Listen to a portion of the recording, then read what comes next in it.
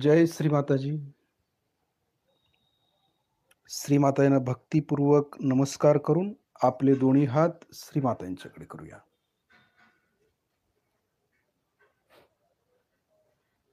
आपण श्रीमातांना पाहायचं आहे आणि लक्ष दोन्ही हातांच्या बोटांच्या वरती.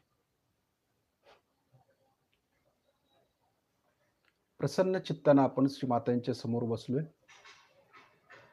कुठलाही विचार आपल्या डोक्यामध्ये नाही. त्यावेळेला सगळं सोडून द्यायचं ध्यानाच्या वेळेला थोडं.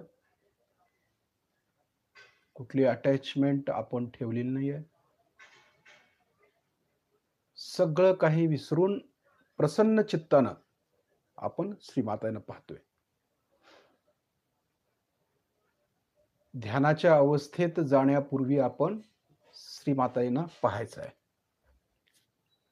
आणि लक्ष दोन्ही हातांच्या बोटांच्या वरती ठेवायचं आहे. म्हणजे ध्यान करत असताना आपण हळू-हळू ध्यानामध्ये जायचं असतं. एकदम आपण बसलोय आणि ध्यानात गेलोय असं कधीही करायचं नसतं. कारण विचार आपल्या डोक्यामध्ये येत असतात. कुठलीतरी अटॅचमेंट आपल्याला असते. ती आधी आपण मोकळी करून घ्यावी लागते. म्हणून श्रीमातांच्या समोर आपण बसलेलो आहोत आणि श्रीमातांना पाहत असतानाच आपण आपल्या डोक्यातले विचार कमी करायचा प्रयत्न करायचा आहे. त्याचबरोबर कुणाशी अटॅचमेंट असेल, काही त्रास असेल आपल्याला, कुणाविषयी क्रोध असेल, ईर्ष्या असेल, द्वेष असेल, सगळं काढून टाकायचं ते. म्हणजे अगोदर आपण मोकळं झालं पाहिजे. आपण कुठलाही विचार करायचा नाही आणि हृदय देखील आपलं पूर्णपणे स्वच्छ ठेवायचं. कसलंही काही ठेवायचं नाही किलमिश. सगळं मोकळं पाहिजे. शांत चित्तानं आपण फक्त श्रीमातांना पाहतोय आणि श्रीमातांच्याकडून ज्या काही व्हायब्रेशन्स येतायत, त्या आपण खेचून घेतोय हाताच्या बोटातून.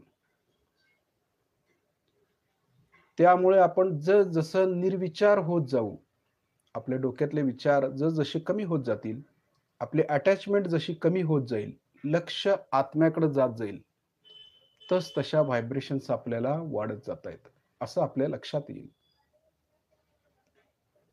म्हणून ध्यान करत असताना या गोष्टी आपण प्रकर्षाने पाळायच्या आहेत. म्हणजे ध्यानाची गहनता आपल्याला प्राप्त होते. आणि ही गहनता प्राप्त झाल्यानंतरच आपल्याला त्याचं समाधान लाभतं. हे सर्वात महत्त्वाचं आहे. म्हणजे हे जे काही ज्ञान आपल्याला गहनतेतून येणार आहे, ते आपल्याला महासरस्वतीच्या तत्वातून येणार आहे.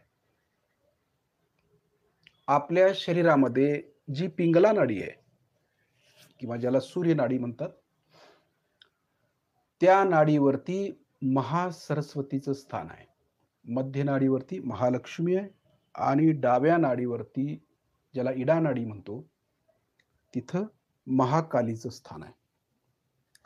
परंतु जे ज्ञान आपल्याला मिळणार आहे, सहजयोगाचे म्हणा किंवा इतर कुठलंही ज्ञान, ब्रह्मांडातील ज्ञान किंवा इतर कुठलंही आपण भौतिकतेतले ज्ञान जर आपण मिळवत असू, तर ते महासरस्वतीच्या कृपेमुळं आपल्याला प्राप्त होत असतं.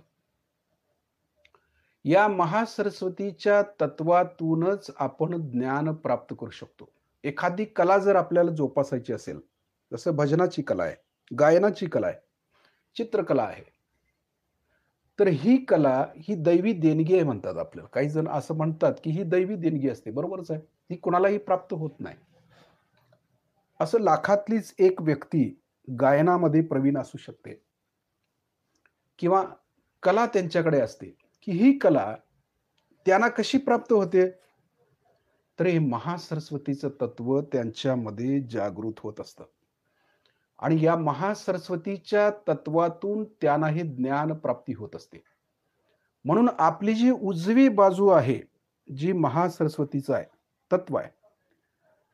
ते तत्व जर आपल्यात जागृत झालं, तर आपल्याला ज्ञान ग्रहण करता येतं. म्हणजे जे आता सहजयोगाचं आपण ज्ञान घेतोय, चक्र कुठे आहेत, नाड्या कुठे आहेत किंवा सहस्त्रारच्या वरची चक्र किंवा ब्रह्मांडामध्ये जे काही चाललेलं आहे, ते संपूर्ण या महासरस्वतीच्या तत्वातून आपण प्राप्त करू शकतो. हे ज्ञान आपण ग्रहण करू शकतो. परंतु हे ज्ञान घेत असताना आपल्याला अहंकार येऊ शकतो. पहिली गोष्ट म्हणजे समजा जे कलाकार आहेत, उदाहरणार्थ एखादी कला जोपासणारे किंवा गायक आहेत समजा, तर त्या गायकांना महासरस्वतीचं तत्व त्यांचं जागृत असतं. परंतु त्यांची प्रवृत्ती काय आहे, हे बघितलं पाहिजे. म्हणजे ते जे गायन करतायत किंवा ही कला ते जोपासतायत, महासरस्वतीचं तत्व जागृत करून ही कला ते जोपासत असतील आणि जर ही कला जोपासत असताना जर ते आर्थिक गोष्टीतून जर अडकले असतील किंवा आर्थिक गोष्टीसाठी जर ते करत असतील किंवा सत्तेसाठी जर करत असतील, तर त्यांच्यामध्ये अहंकाराची प्राप्ती होऊ शकते. बघा, म्हणजे महासरस्वतीचं तत्व जागृत होऊन जर आपण ती कला योग्य दिशेला नाही घेऊन गेलो, तर आपल्यामध्ये अहंकाराची निर्मिती होते.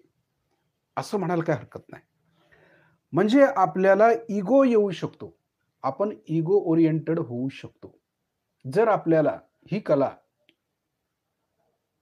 जर आपण लोकांच्या समोर सादर करत असताना यामध्ये जो भाव असतो किंवा ही कला सादर करताना आपण पैशासाठी जर सादर करत असू किंवा आपल्यातला अहंकार वाढीस लागावा म्हणून आपण सत्तेसाठी जर ही कला जोपासत असू, लोकांनी आपल्याला वाहवावं म्हणावं, आपल्या अहंकाराला गोंजारावं, असं जर एखाद्या कलाकाराला वाटत असेल, तर त्यांच्यामध्ये अहंकाराची निर्मिती होते.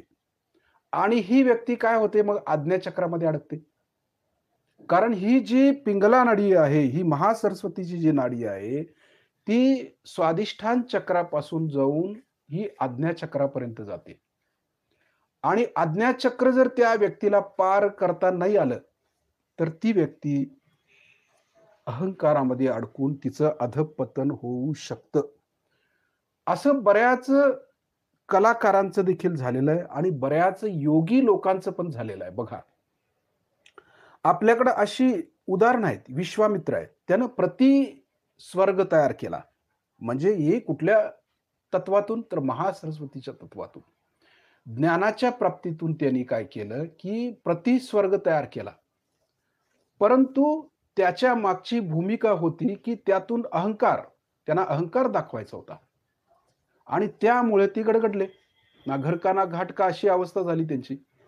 म्हणजे योगाचं अधःपतन होऊ शकतं कधी? ज्यावेळेला आपल्याला ज्ञानाचा गर्व होतो किंवा ज्ञान जे आपण प्राप्त करत असतो, ते ज्ञान आम्हाला खूप झालेलं आहे. आता आमच्याशिवाय आमच्यासारखं मोठं कोणच नाहीये किंवा आम्ही आता परमेश्वराला देखील आवाहन करू शकतो.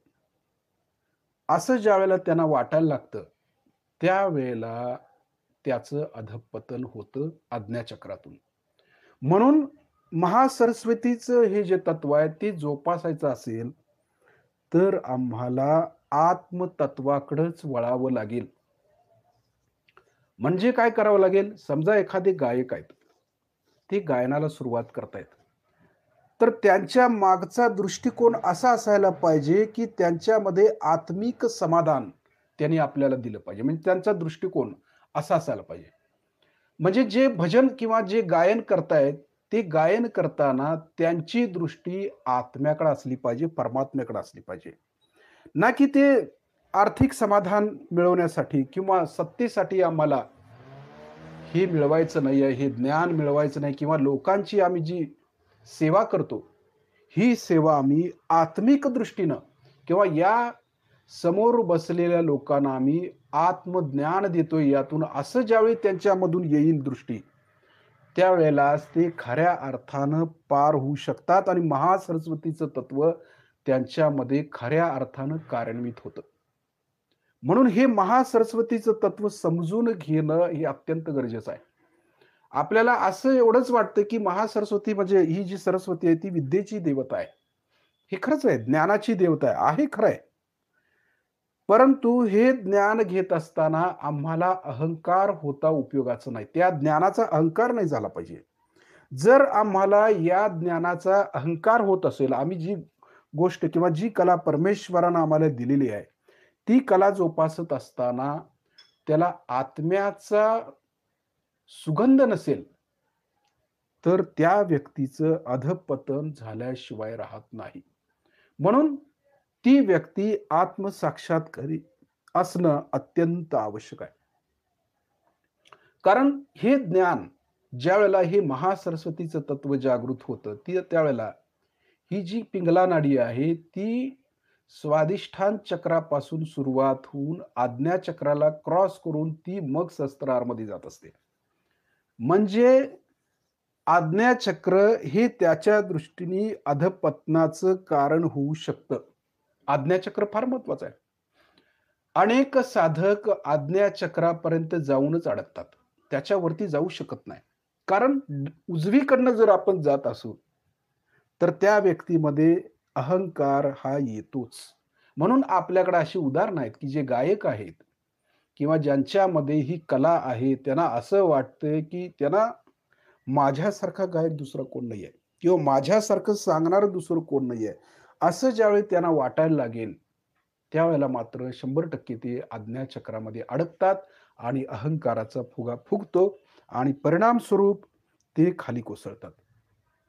म्हणून महासरस्वतीचं तत्व हे जागृत झाल्यानंतर यामध्ये काळजी ही घ्यायची असते, की आपण जी गोष्ट करत असतो किंवा आपण लोकांना जे काही ज्ञान देत असतो किंवा लोकांच्या समोर जी कला सादर करत असतो, ती कला आपण आत्मिक आनंद मिळवण्यासाठी जर करत असू, आपला दृष्टिकोन आत्म्याकडे असेल, लोकांच्या कल्याणासाठी असेल, आनंदासाठी असेल, तरच त्या व्यक्तीला महासरस्वतीचं तत्वाचं आशीर्वाद मिळू शकतात. अन्यथा ती व्यक्ती अहंकारग्रस्त होऊन खालच्या दिशेनं जाऊ शकते. म्हणून महासरस्वतीचं तत्व हे फार महत्वाचं आहे आणि त्या तत्वामध्ये जर आपल्याला उतरायचं असेल किंवा ते ज्ञान प्राप्त करायचं असेल, तर सर्वात प्रथम नम्रता हा गुण असला पाहिजे आमच्यामध्ये आणि ही नम्रता जर आमच्यामध्ये नसेल, तर आपण आज्ञाचक्रामध्ये सहजमध्ये अडकू शकतो. कारण हे जे काही ब्रह्मदेव आहेत, तेच पुढे हिरण्यगर्भ होतात आज्ञाचक्रामध्ये जाऊन आणि त्यामुळे ते आज्ञाचक्रामध्ये आपली अडवणूक करतात आणि आपण शस्त्रामध्ये जाऊ शकत नाही. म्हणून यापुढे आपण अशी काळजी घेतली पाहिजे, जे आपण सहजयोगाचं कार्य करू, त्याचा कधीही आपल्याला अहंकार होता उपयोगाचा नाही. कारण आम्ही जे कार्य करणार आहे, ते पूर्णपणे श्रीमातांना समर्पित राहून करणार आहे. जे काय आम्ही भजन म्हणू श्रीमातांच्या समोर, एखादे गायक आहे, ते भजन म्हणतायत श्रीमातांच्या समोर, तर ते भजन म्हणताना देखील त्यांच्यामध्ये नम्रता, भक्तिभाव दिसून आला पाहिजे. किंवा हे जे काही भजन ते सादर करतायत किंवा ही जी काही कला ते सादर करतायत, त्यातून लोकांचं आत्मकल्याण हाच त्यांचा दृष्टिकोन असेल, तरच त्या साधकाचं कल्याण होतं आणि श्री माताजी मगच त्यांना शस्त्राच्या वरती घेऊन जातात. म्हणून राइट साइड जी आपली आहे, ती अत्यंत महत्त्वाची आहे. ज्ञानाबरोबर आपल्याला अहंकार येऊ शकतो, तो न येऊ देता नम्रता आमच्यामध्ये आली पाहिजे. जसं राइट साइडला हनुमानजींची पण शक्ती आहे. पण हनुमानजी त्यांना कधीही कशाचा गर्व नव्हता. बघा आपल्यासमोर उदाहरण आहेत. हनुमानजींना सर्व कला अवगत होत्या किंवा त्यांच्यामध्ये आपण म्हणतो, की सर्व सिद्ध्या त्यांच्यामध्ये होत्या. एवढ्या एकादश रुद्र शक्ती त्यांच्यामध्ये होती, की कुठलंही कार्य ते सहज लीलया करू शकत होते. पण त्यांना कधीही अहंकार झाला नाही. कारण ते रामनामाच्या भक्तीमध्ये तल्लीन होते. त्यांच्या चरणाशी होते. म्हणून ते अति उच्च स्थितीला गेले किंवा अति उच्च ठरले सर्वांच्या दृष्टीनं. आपल्या समोर त्यांचाच आदर्श आहे.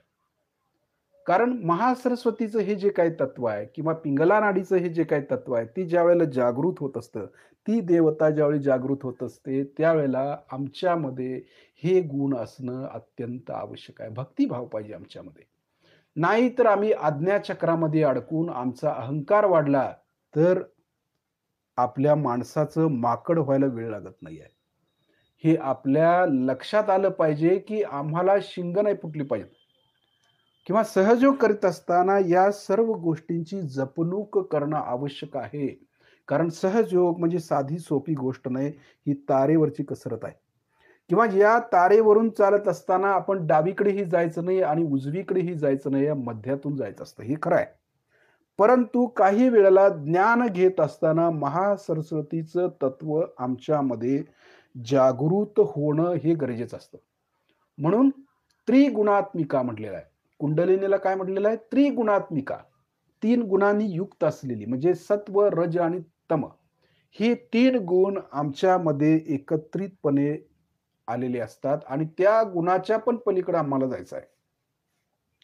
जर आम्ही राइट साइडला जास्त गेलो, पिंगला नाडीवरती जर जास्त कार्य केलं, तर आमच्यातील रजोगुण वाढीस लागतो आणि हे जर आपण रजोगुण वाढीस लागला, तर आपण राजस प्रवृत्तीचे होते. म्हणजे आपण काय होतो, की आमच्यामध्ये जशी पूर्वीचे राक्षस होती, त्यांच्यात रजोगुणी होते ते. मदिरा प्राशन करायचे, चटपटीत खाणं खायचे ते. त्यांना असं एकदम हे वाटायचं, की राजासारखं राहायचं. राजसिक स्वभाव होतो त्यांचा. त्याला रजोगुणी म्हणतो त्याला. जिभेचे चोचले पुरवायचे. जे काय पाहिजे ते हट्टी स्वभाव आणि त्यातूनच त्यांच्यामध्ये अहंकाराची निर्मिती होत असते. म्हणजे मूळ जो आपलं आहे, की महासरस्वतीचं तत्व जागृत झाल्यावर हे तत्व आपण इतरांच्या कल्याणासाठी जर वापरलं, तरच आपल्यातील महासरस्वतीचं तत्व सदैव जागृत राहील. अन्यथा या ठिकाणी निगेटिव्हिटी कार्य करू शकते. म्हणजे अहंकाराचं भूत जर जागृत झालं, तर ते तत्व लुप्त होतं आणि ते भूत आपल्यातून कार्य करायला सुरुवात करतं. मग आपल्याला असं वाटतं, की मीच सर्व करतो, माझ्यामुळेच सर्व होतं. मीच हे केलं आहे, माझं, माझं, माझं म्हणत आपण शेवटी काय करतो, तर रसातळाला जातो. म्हणून या सर्व गोष्टींचं आपण पालन करणं आवश्यक आहे सहजयुगामध्ये, की आमच्यामध्ये कुठल्याही प्रकारचा अहंकार होता उपयोगाचा नाही. कारण ही कुंडलिनी शक्ती जागृत झाल्यानंतर काही नियम जर आपण पाळले, की नम्रता, पवित्रता, सुज्ञता, सुबुद्धी ह्या सर्व गुणांचा जर आपण अवलंब केला, तरच आपल्याला सहजयोगामध्ये टिकावं लागतो. नाहीतर आपलं कधी अधःपतन होईल हे आपल्यालाही सांगता येत नाही. कारण आपल्याकडे अशी उदाहरणं आहेत, ऋषीमुनींची देखील उदाहरणं आहेत, की ते राइट साइडनच जात होते. गायत्री मंत्र कसा आहे? राइट साइडचाच आहे ना, सूर्यनाडीचाच मंत्र आहे तो. म्हणून गायत्री मंत्र म्हणा किंवा हनुमानजींचा राइट साइडचा जो आपण वापर करतो त्यावेळेला आपल्यामध्ये एक प्रकारची गरमी वाढत असते, उष्णता वाढत असते आणि ही एनर्जी जर आपल्यात जास्त झाली, तर आपल्याला अधःपतन होऊ शकतं, आपलं लिव्हर खराब होऊ शकतं, आपली आज्ञा देखील खराब होऊ शकते. म्हणून महासरस्वतीच्या तत्वामध्ये ज्यावेळी आम्ही उतरतो, त्यावेळेला महासरस्वतीचं एक गुण आहे, ती म्हणजे नम्रता किंवा ते तत्व जर आपल्यात जागृत झालं, तर आम्ही अधिक नम्र होणं आवश्यक आहे. हे तत्व त्या ठिकाणी दाखवून देतं आपल्याला. कारण आपल्या वाणीतून महासरस्वतीचं तत्व जागृत होत असतं. कारण आपल्या वाणीमध्ये महासरस्वती येते. ज्यांना भाषण देता येत नव्हते, ते भाषण देऊ लागले. म्हणजे श्रीमातांनी आपल्याला सांगितले ना, की जे कुठल्या भाषेत त्यांना बोलता येत नव्हतं, परंतु या महासरस्वतीच्या तत्वातून ते जागृत झाल्यामुळे ते भाषण देऊ शकले. अनेक अफाट कार्य त्यांनी केलं. हे महासरस्वतीच्या तत्वातून शक्य झालं. म्हणजे निर्मितीचं कार्य. कारण ब्रह्मदेव सरस्वती हे निर्मिती करत असतात. आणि ज्यावेळेला हे महासरस्वतीचं तत्व जागृत होतं, तर त्या व्यक्तीच्या हातून निर्मितीचं कार्य घडतं. हे पण किती महत्वाचं आहे. परंतु हे कार्य घडत असताना त्यामध्ये आपल्याला अहंकार होऊ नये, हे जपणं त्यामध्ये अत्यंत आवश्यक असतं. एखादी व्यक्ती जर वाढत असेल, उच्च स्थितीला जात असेल, तर त्याचा ड्रॉबॅक कुठला आहे? तर त्याचा अहंकार. की मी करतोय हे असं ज्यावेळी त्याला वाटेल, त्याच वेळी त्याचं अधःपतन होईल. म्हणूनच माताई म्हणतायत, की आपण कलेक्टिव्हिटीमध्ये राहिलं पाहिजे. जे काय करायचंय ते मी करत नाही, ही कलेक्टिव्हिटी करते. माझं, माझं असं काहीच नाहीये. श्री माताजी हे सर्व तुमचं आहे. असं ज्यावेळी आम्ही म्हणू, वी, आय नाही, वी, त्यावेळेला आम्ही या अहंकारापासून वाचू शकतो. नाहीतर हे तत्व जागृत झालं, तर त्याला अनेक शक्त्या प्राप्त होतात, अनेक सिद्ध्या प्राप्त होतात आणि अनेक सिद्धी प्राप्त झाल्यामुळे अहंकाराची प्राप्ती होऊ शकते आणि त्याचं अधःपतन होऊ शकतं. म्हणून सहजयोग्याने या गोष्टी जपणं अत्यंत आवश्यक आहे, की आपलं अधःपतन होऊ नये. आम्ही एवढा सहजयोग करतो. तर माझ्यामुळे हे सेंटर मोठं झालं किंवा मी करतो प्रचार म्हणून हे कार्य होतंय श्रीमातांचं. असं म्हणणं अतिशय चुकीचं आहे. माझ्यामुळे मी लीडर, मी मोठा, माझं म्हणलं सगळ्यांनी ऐकलं पाहिजे. असं ज्यावेळेला होतं, त्यावेळेला आपलं अधःपतन होत आहे, असं म्हणायला काही हरकत नाही. कारण ज्यावेळेला श्री माताजीच्या कृपेमुळे महासरस्वती जागृत होते, त्यावेळेला या गोष्टींची जपणूक करणं अत्यंत आवश्यक आहे. श्री माताजी आपली परीक्षा घेत असतात. श्री माताजी आपल्याला सर्व शक्त्या प्रदान करतात महासरस्वतीच्या तत्वामध्ये. तुम्हाला सर्व ज्ञान देतात. सर्व काही देतात आणि त्याचा अहंभाव झाला, अहंकार झाला, तर मात्र आपलं अधःपतन होतं. हे वारंवार सांगायचं कारण असं आहे, की आता युगच असा आहे, की या युगामध्ये अधःपतन कधीही होऊ शकतं. म्हणून आपण सहजयोग करताना अगदी सावधान पद्धतीनं करायचं आहे. सावधानतेनं करायचं आहे. कुठल्याही पद्धतीनं आपण लेफ्टला जायचं नाही, राइटला जायचं नाही. त्या शक्त्या जागृत करायच्या आहेत. महाकालीचं तत्व जागृत झालं पाहिजे. महासरस्वतीचं तत्व जागृत झालं पाहिजे आणि महालक्ष्मीचं तत्व देखील जागृत झालं पाहिजे. परंतु त्याबरोबर आपल्याला अहंकार आणि अहंकार या 2 गोष्टीपासून जपून या शक्त्या जागृत करायच्या आहेत. बघा, हे किती महत्वाचं आहे. आपण काय करतो, या शक्त्या जागृत झाल्याबरोबर आपण कोण आहे हेच विसरून जातो. म्हणून श्री माताजींचं म्हणणं असं आहे, की आपण जे काही करत असाल ते करा, परंतु लक्ष आत्मतत्वाकडे ठेवून करायचं आहे. श्री माताजींचं हे वाक्य आहे. की जर श्रीमातांनी आपल्याला शक्त्या दिल्या, तर आपलं चित्त आत्मतत्वावरती ठेवूनच या शक्त्या वापरायच्या. जर आपण दुसऱ्याच कारणासाठी या शक्त्या वापरल्या, ज्याला आपण म्हणतो की पैशासाठी, आर्थिक स्थितीसाठी, सत्तेसाठी किंवा आणखी कुठल्या गोष्टीसाठी जर आपण ही शक्ती वापरली, तर त्या व्यक्तीचं अधःपतन होऊ शकतं. हे जे तत्व आहे, ते नष्ट होऊ शकतं. म्हणून हे जे काही श्री माताजी आपल्याला ताकद देत आहेत, ती ताकद आपण आत्मतत्वासाठीच नजरेसमोर ठेवून, आत्मतत्व नजरेसमोर ठेवून ही शक्ती वापरायची आहे. तरच त्या व्यक्तीचं कल्याण होतं आणि त्या व्यक्तीकडून अनेक जणांचं कल्याण होऊ शकतं. म्हणूनच हे जपावं लागतं. म्हणून श्री माताजींनी ज्या शक्त्या दिलेल्या आहेत, त्या अगदी नम्रतेनं त्याचा स्वीकार करून, अगदी नम्र होऊन आपण सहजयोग केला पाहिजे. तरच आपला सहजयोगामध्ये टिकाव लागू शकतो. हे खरं. आता श्री माताजींना पाहत-पाहत आपले डोळे आपण बंद करायचे. लक्ष दोन्ही हातांच्या बोटांच्या वरती आहे. श्री माताजींच्याकडून जे काही चैतन्य येतंय, ते आपण दोन्ही हाताच्या बोटामधून ज्या नसा आहेत, त्या नसामधून शोषून घेतोय.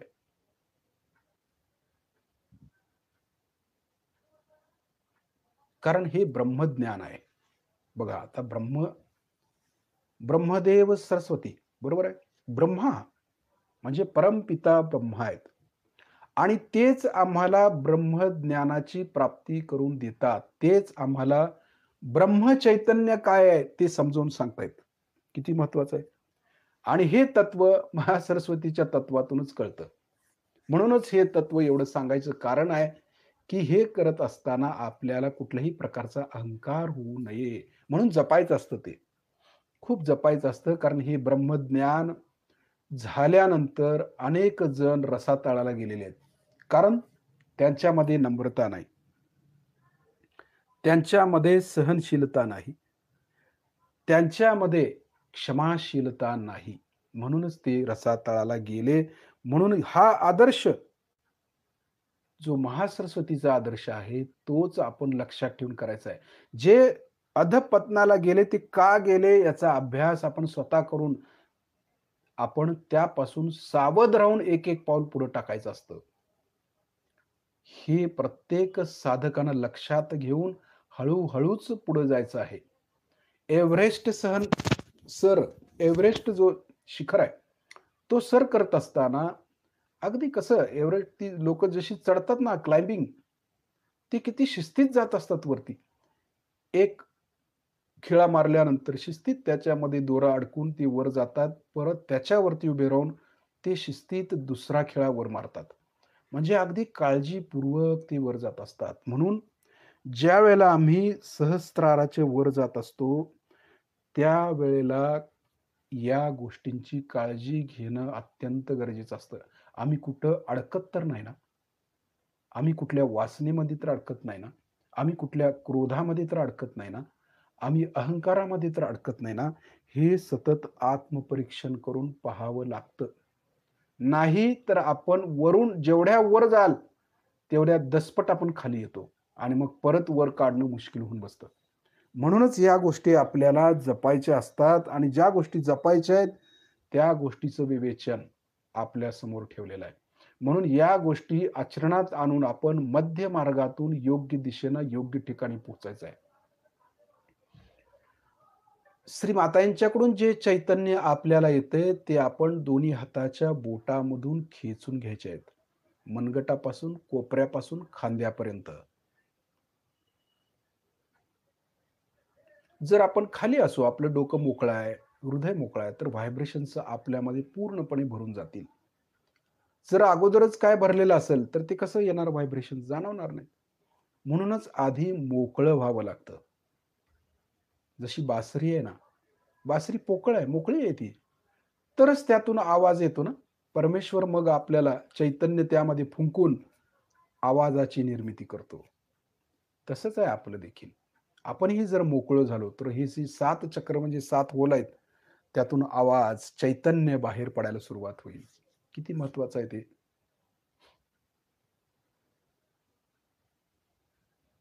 आता आपला डावा हात बरोबर कुंडलिनी पुढे घ्यायचा आहे आणि उजव्या हातानं कुंडलिनी वरती चढवायची आहे शिस्तीत. लक्ष कुंडलिनीकडे ठेवायचं आहे. हात वरती-वरती जातोय, तसं कुंडलिनी हाताबरोबर वर आली पाहिजे. शिस्तीत वर येते. शस्त्रारामधून तिला बाहेर काढून एक गाठ मारतोय आपण. दुसऱ्या वेळेला परत उजव्या हातानं कुंडलिनी वर चढवतोय. शिस्तीत. आपल्या हाताबरोबर ती वर आली पाहिजे. 2 गाठी मारतोय आपण चैतन्याच्या. तिसऱ्या वेळेला बघा, जाणवलं पाहिजे नुसताच हात वर करायचं नाही. त्या हाताबरोबर कुंडलिनी वर येते हे कळलं पाहिजे. म्हणजे तेवढी सूक्ष्मता पाहिजे आमच्यामध्ये. 3 गाठी मारतोय आपण. वर काढून 1, परत वर काढून 2, परत सहस्त्रारमधून वर काढून तिसरी गाठ मारतोय. बरोबर कुंडलिनी वर स्थिर राहिली.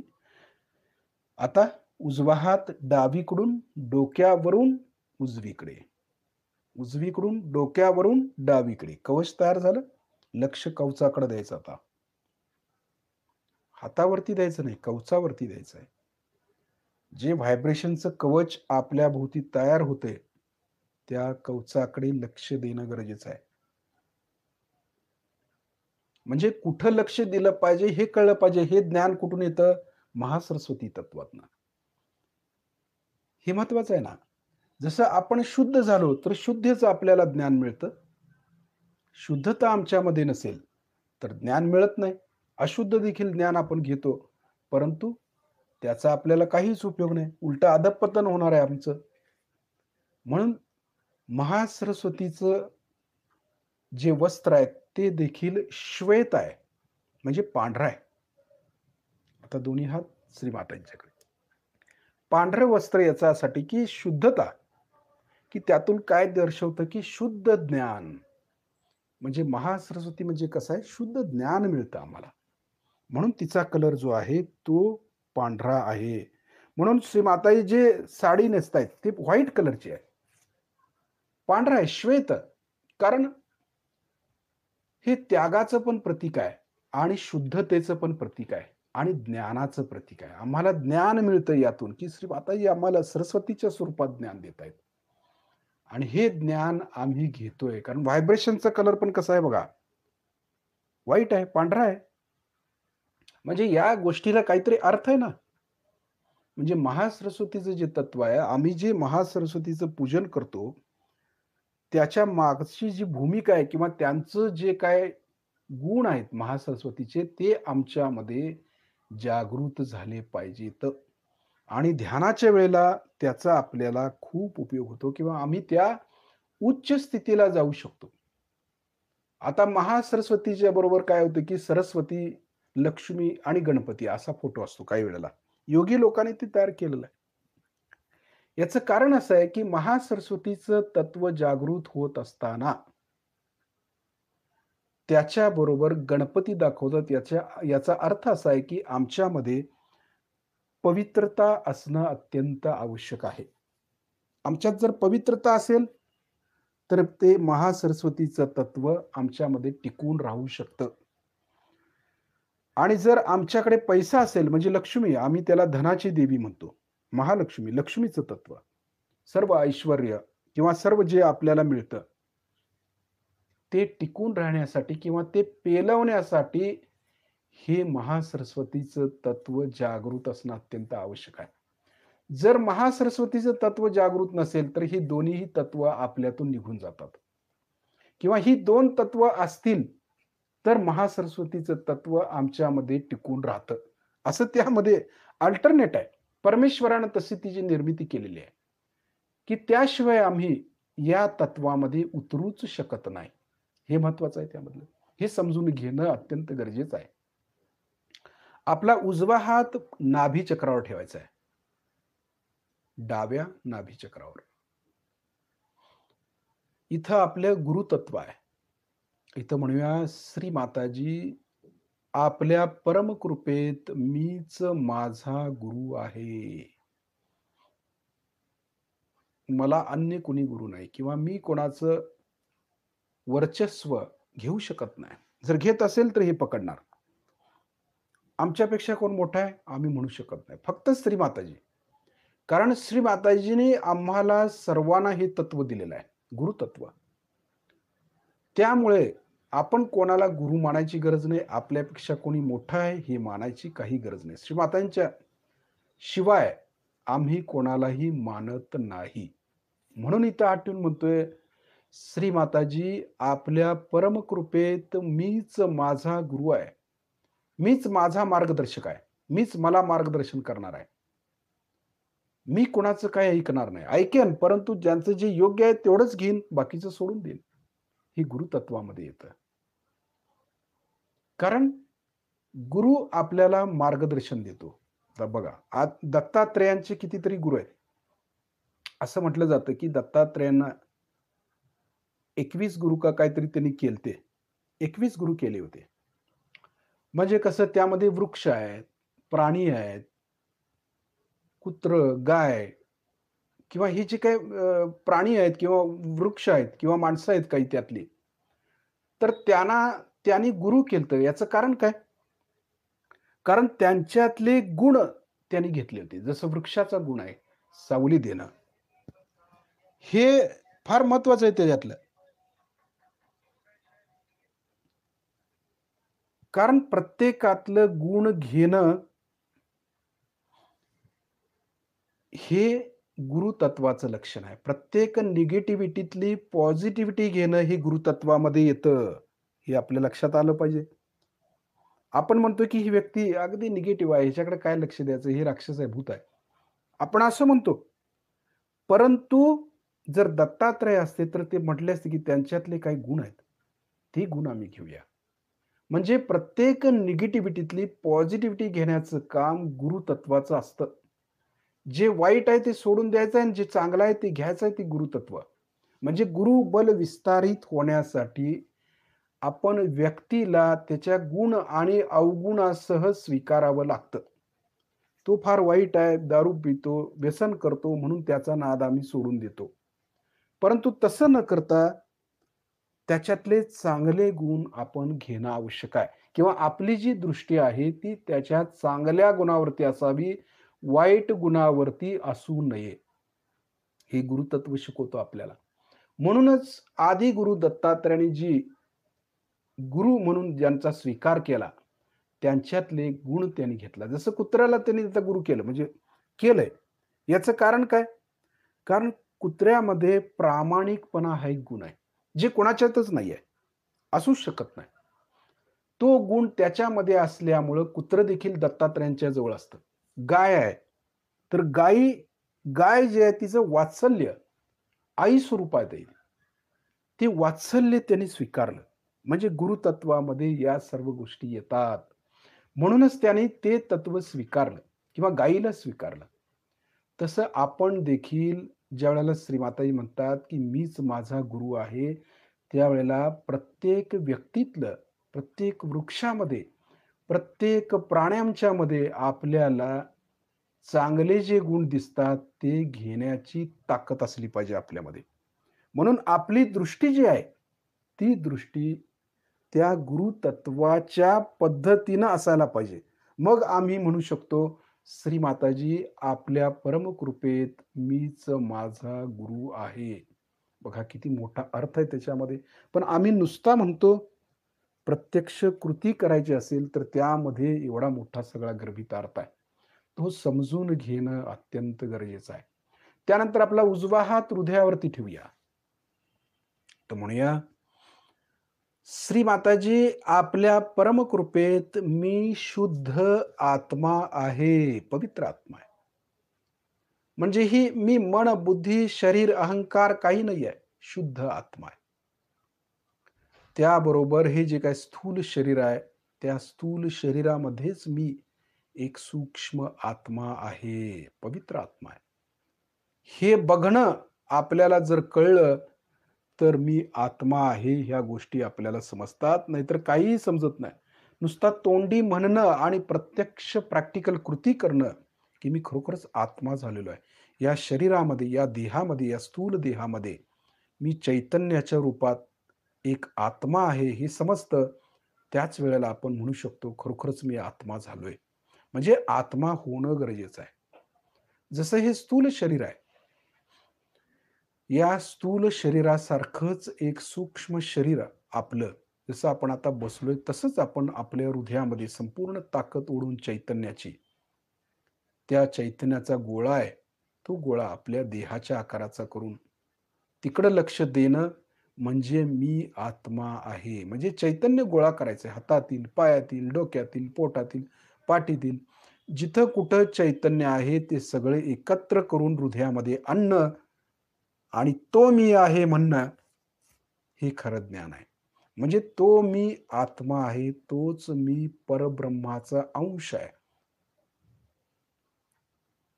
तेच ब्रह्मज्ञान आहे. म्हणजे ब्रह्मज्ञानाची प्राप्ती होते म्हणजे काय होते?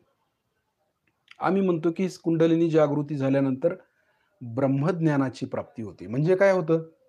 ही चैतन्याची प्राप्ती होते. हे ब्रह्मचैतन्य कळायला सुरुवात होते. हे ब्रह्मज्ञान येतं, की मी आत्मा आहे. हे किती महत्वाचं आहे.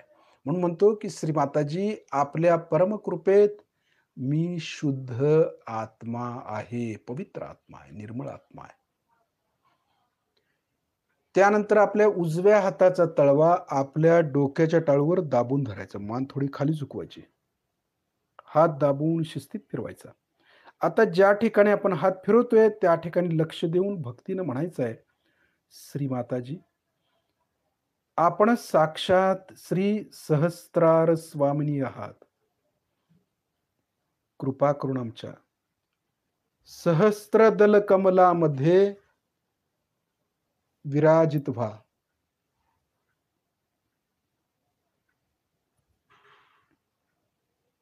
ज्या ठिकाणी हात फिरवतोय, त्या ठिकाणी लक्ष देऊन भक्तीनं म्हणायचं, श्रद्धेनं म्हणायचं आहे, "श्री माताजी, आपण साक्षात श्री आदिशक्ती आहात.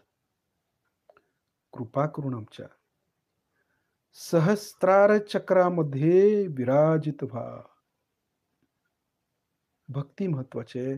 आज्ञाचक्राच्या वर जायचं असेल आपल्याला तर भक्तीनंच जाऊ शकतो आपण. भक्ती महत्वाची आहे. त्यानंतर तो हात किंचित वरती उचलायचा आहे. वर खाली करून बघायचा आहे टाळूतून आपल्याला चैतन्य लहरी जाणवतात का?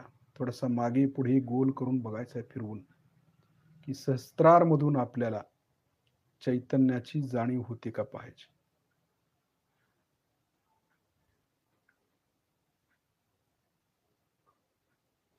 हात खाली घेऊया. आता चित्तानं बघूया आपली कुंडलिनी सहस्त्रारचं भेदन करून वर आली का? बघायचं. सहजमध्ये. काही विचार नाही. फक्त कुंडलिनीची जाणीव. सहस्त्रारच्या वर.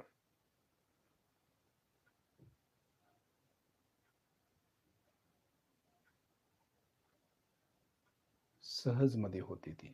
कुठलाही प्रयास आपण केलेला नाही. फक्त भक्ती. भक्तिगम्या देवीचं नाव आहे. की देवी प्रसन्न होते ती फक्त भक्तीनं, श्रद्धेनं. कारण तीच परमेश्वराची शुद्ध इच्छा आहे.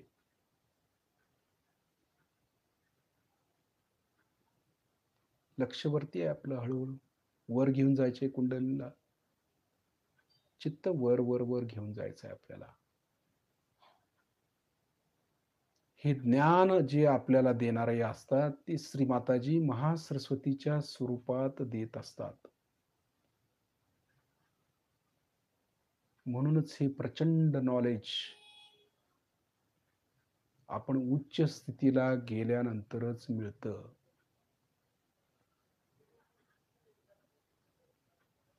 हे ब्रह्मज्ञान त्या स्थितीला गेल्यानंतरच प्राप्त होतं.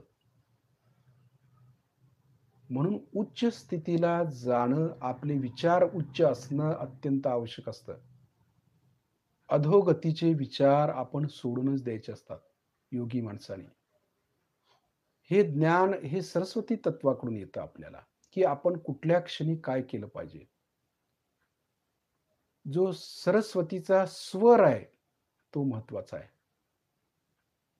हा स्वर आमच्यामध्ये जागृत होणं गरजेचं असतं. त्याला सप्तस्वर म्हटलेलं आहे. सप्तस्वरच का? कारण 7 शक्ती केंद्र आहेत. ही 7 शक्ती केंद्र त्याच्यावरच्या देवता या महासरस्वतीच्या तत्वामुळे जागृत होतात. कारण कुंडलिनी महासरस्वतीचं स्वरूप त्या स्वरूपात ज्ञान देते आणि ते ज्ञान घेतल्यानंतर हे जे काय देवी देवता आहेत आपल्या 7 चक्रावरील त्या जागृत होतात. म्हणून महासरस्वती ही फार महत्वाची तत्व आहे आपल्यामधलं. आपण कधीही याचा विचार केला नाही, की महासरस्वती म्हणतो आपण मंत्र म्हणत असताना. ओम त्वमेव साक्षात श्री महालक्ष्मी, महासरस्वती, महाकाली, त्रिगुणात्मिका कुंडलिनी असं आहे. 3 गुणांनी मिळून मग ती आदिशक्ती झाली. म्हणजे शस्त्रारच्या वर गेल्यानंतर त्या तिन्ही शक्त्या एकत्र होऊन तिचं आदिशक्तीमध्ये रूपांतर झालं. म्हणजे कुंडलिनीमध्ये या तिन्ही शक्ती आहेत. महाकालीची शक्ती आहे, महासरस्वतीची शक्ती आहे आणि महालक्ष्मीची शक्ती आहे. म्हणून कुंडलिनी जागृती झाल्यानंतर आपल्याला ज्ञानाची प्राप्ती होते, शुद्ध इच्छा मिळते आपल्याला आणि आपण मध्य मार्गामध्ये राहू शकतो महालक्ष्मीच्या स्वरूपात. उत्क्रांती मिळते आपली, उत्क्रांती होते. जसं अमिबापासून मानवापर्यंत आपल्याला या शक्तीनंच आणलं. त्यामुळं आपलं जे काय संपूर्ण जी काही ताकद आहे ती कुंडलिनीमध्येच आहे. या 3 शक्त्यांच्यामध्ये आहे. म्हणून कुंडलिनी जागरण होणं, खऱ्या अर्थानं जागरण होणं गरजेचं आहे. नाहीतर आम्ही म्हणतो माझी कुंडलिनी शक्ती जागृत आहे, सहस्त्रारमध्ये मी ध्यान करतो आणि ज्ञान कशाचंच नाही. याला काहीच अर्थ नाही. हे कळणं गरजेचं आहे, की ही शक्ती आमच्यामध्ये असताना हे ज्ञान आम्हाला का नाही आहे? का आलं नाही हे ज्ञान? कारण हे महासरस्वतीचं तत्व जागृत नाही आहे. आणि जागृत केलं, श्रीमातांनी केलं जागृत. पण आम्ही अहंकारातून त्याला परत खाली आलो आम्ही. अधःपतन झालं आमचं. आम्ही सहजयोगामध्ये आलो, परंतु आमचं लक्ष, आमचं ध्येय कदाचित वेगळ्या दृष्टीनं असेल आम्ही सहजयोगामध्ये आलो असू. आम्ही सहजयोगामध्ये जर आत्मतत्वासाठी आलो असू, तरच आमची उन्नती होऊ शकते. जर आम्ही सहजयोगामध्ये वेगळ्या कारणासाठी आलो असू, तर आमचं अधःपतन होण्यास वेळ लागणार नाही. हे आपण आपलं आत्मपरीक्षण करून बघायचं आहे, की मी सहजयोगामध्ये कशासाठी आलो? काय मिळवायचं आहे म्हणून मी सहजयोगात आलो? काय सहजयोगामध्ये मी लग्न करण्यासाठी आलो? का सहजयोगामध्ये मी पैसे मिळवायचे म्हणून आलो? का सहजयोगामध्ये मी लीडर होण्यासाठी आलो? मी कशासाठी सहजयोगासाठी आलो?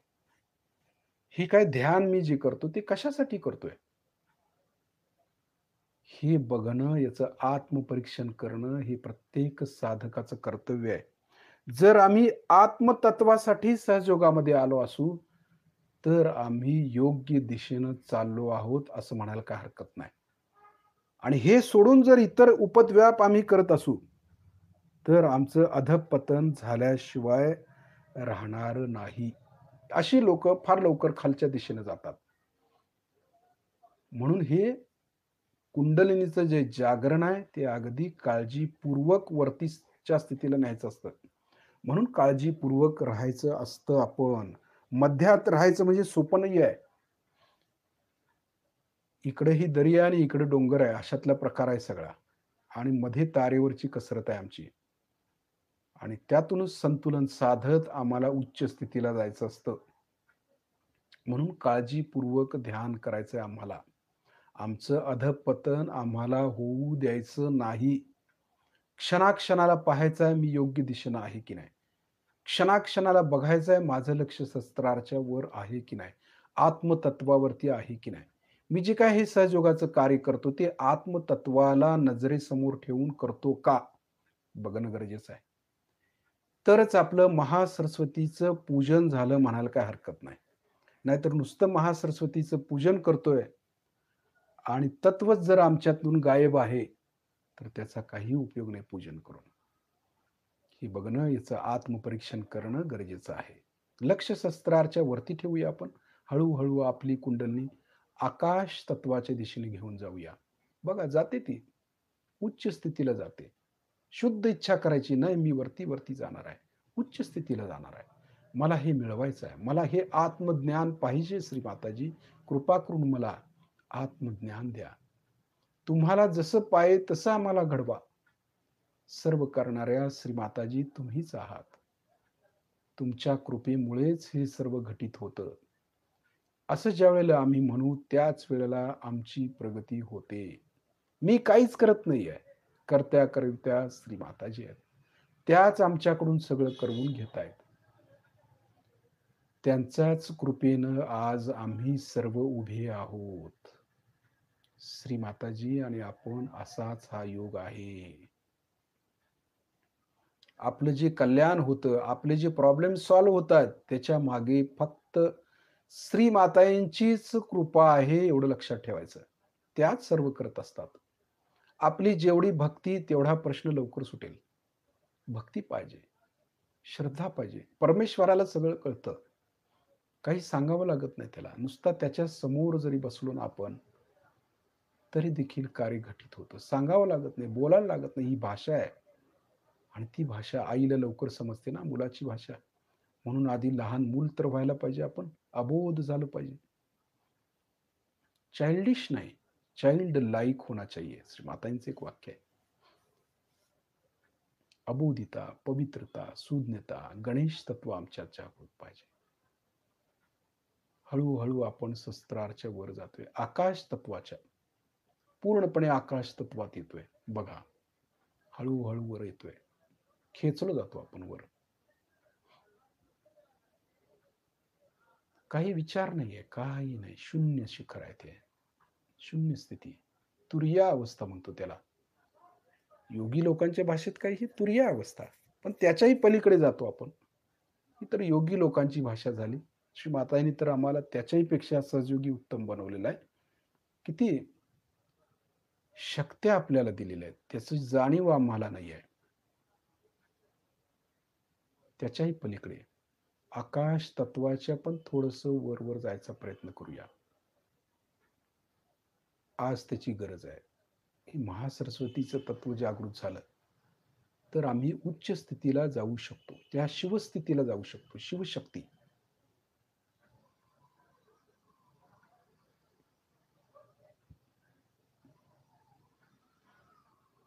वरती, वरती, वरती जायचं आहे. त्या अवस्थेला प्राप्त करायचं आहे आपल्याला. ती मिळवायचंच आहे आणि हे मिळतं. श्री माताजी आपल्याला हे सर्व देतात. फक्त लक्ष पाहिजे आपलं. आपलं पूर्ण अटेन्शन ठेवायचं. शस्त्राच्या वर.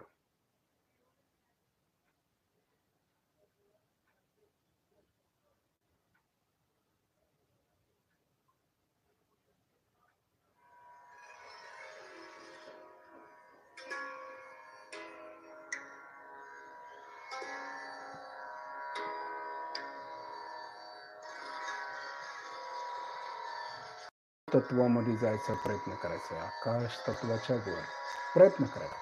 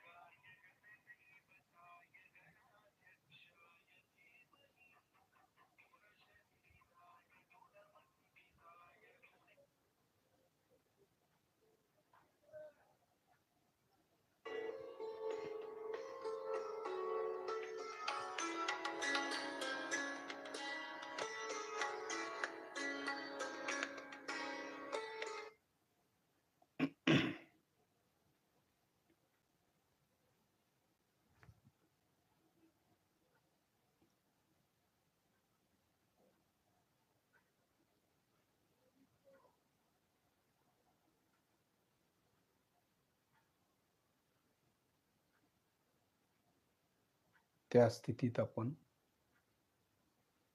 वरती आलो. जसे म्युझिक आहे, सरस्वतीचं संगीत आहे ना ते, म्हणजे स्थिर ठेवायचं काम महासरस्वती करते. ज्या स्थितीला आपण जाऊ त्या स्थितीला स्थिर करायचं काम महासरस्वती करते. म्हणून संगीतामधून आपल्याला जास्त व्हायब्रेशन्स येत असतात. म्युझिक जे शास्त्रीय असेल तर अतिउत्तम.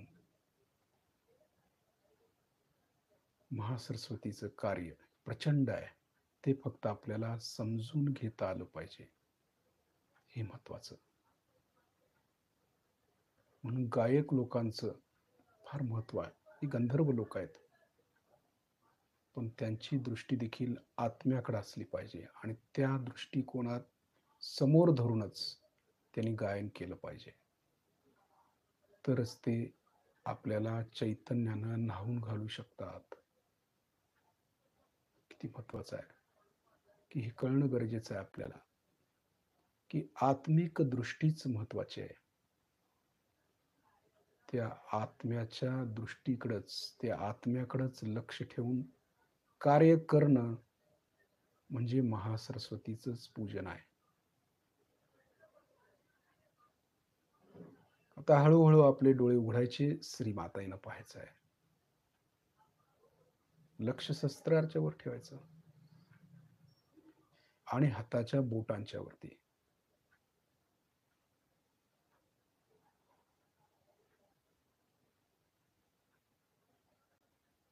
बघतोय आपण श्रीमाताईनं.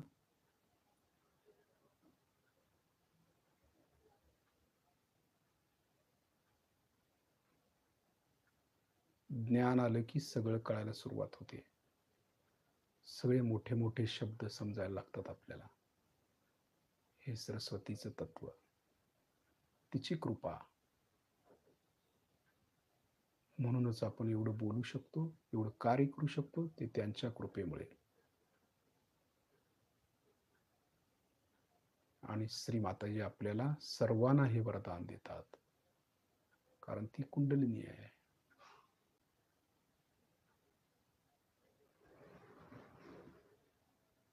श्रीमाताई नमस्कार करूया, त्यांचे आभार मानूया.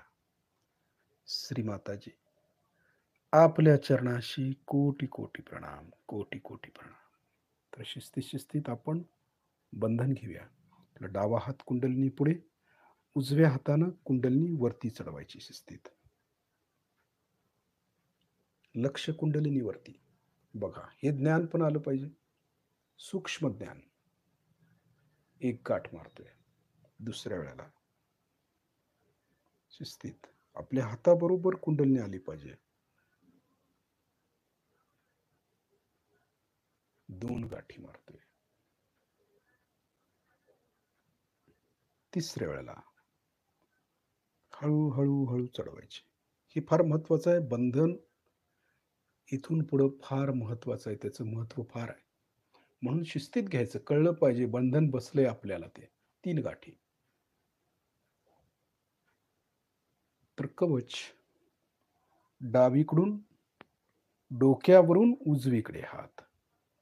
उजवीकडून डोक्यावरून डावीकडे हात. बघा, हे कवच किती महत्वाचं आहे. हे कवच भेदून कुठलीही निगेटिव्हिटी, कुठलाही व्हायरस आत आला नाही पाहिजे, एवढं आपलं लक्ष पाहिजे कवचाकडं. श्री मातांनी किती आपल्याला सोपं करून दिलेलं आहे. याचं महत्व आपण ओळखलं पाहिजे. शिस्तीत घ्यायचं हे कवच.